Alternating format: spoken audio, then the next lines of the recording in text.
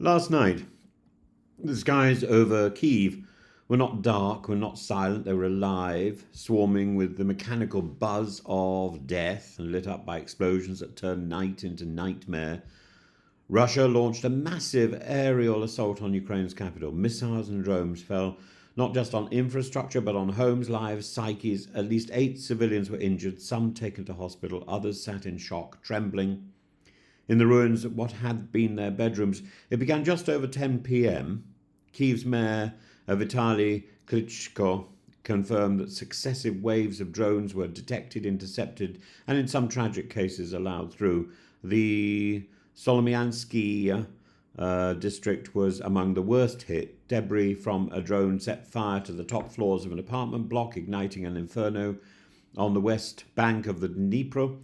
And across the river in Dniprovskaya, another blaze engulfed 2 floors of a residential building. Fires were also reported in Obolon, far to the north, where a shopping centre was struck by falling fragments. This isn't targeted warfare, it's blanket intimidation, a calculated attempt to turn all of Kyiv into a front line. Among the injured, a 54-year-old man, a 50-year-old woman in Brovary, hit by shrapnel. Others suffered what officials euphemistically call acute stress reactions. What does this mean? It means sitting on a staircase in your nightclothes, clutching a cat and your passport while the building around you burns. Let's not forget the 55-year-old man in Kostianivka, miles from the front. He was immolated in his car by an FPV drone, his body slumped behind the wheel, and the town's residents stood in silence. There was no one to help. There's 2 elderly women who glanced at the smouldering corpse and waited for a bus. Well, we must understand this isn't just escalation, it's transformation. Russia is winning, not by traditional means, but by outproducing and outpacing Ukraine in a new generation of killer technology. Well, it's winning in one sense. It's winning insofar as it's hitting targets, but those targets are all civilian. The Molniya 1, the Molniya 2 FPV drones piloted until the moment of detonation strike with horrifying precision up to 20 kilometers away, and the newest variants use fiber optic guidance, rendering them immune to electrical jamming. They're not only changing tactics, they're the very fabric of the war. No tank, no convoy, no journalist is safe. Even the terrain has changed. The grey zone, no man's land, now stretches up to 7 kilometers wide, and soldiers once rotated every week are now stuck in foxholes for months, supplied only by agricultural drones and the dwindling patience of comrades under strain. Logistical chains are disintegrating. Pickup trucks ferry drone batteries and munitions to the front under nightfall, risking annihilation with every journey. One vehicle was hit. The soldier inside bled out, unreachable for 5 hours. 5 more trucks were hit the following day. This is the daily reality for men like Kong, a 29-year-old driver. Each run, he said, could be my last. And it's not just lives that are being lost, it's communication, morale, the willingness of reporters to bear witness. Even the mighty 93rd Brigade, once media-friendly, has closed ranks. The risk is simply too great.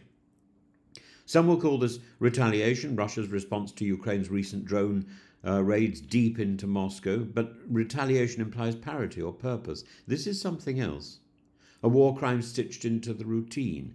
It's easy to dismiss drone warfare as high-tech strategy, but last night's drone attacks on Kyiv show otherwise. They aren't surgical strikes on supply depots. They're acts of terror on shopping malls, apartment blocks, and bus stops. They're acts of evil. And as the G7 freezes Russian assets and speaks of a just and durable peace, Russia seems to offer only obliteration in ruin, in return.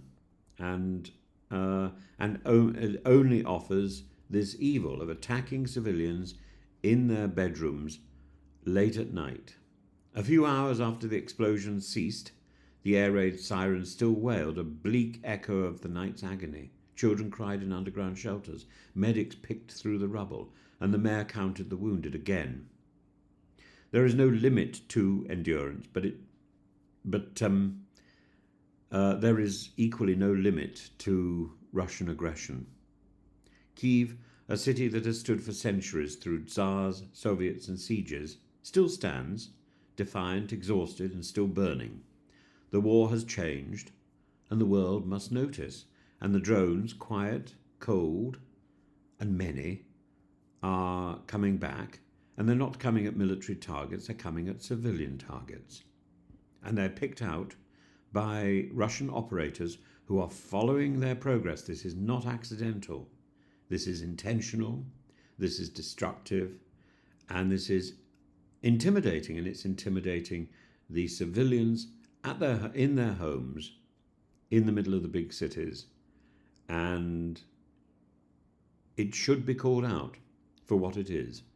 It should be identified clearly as a war crime.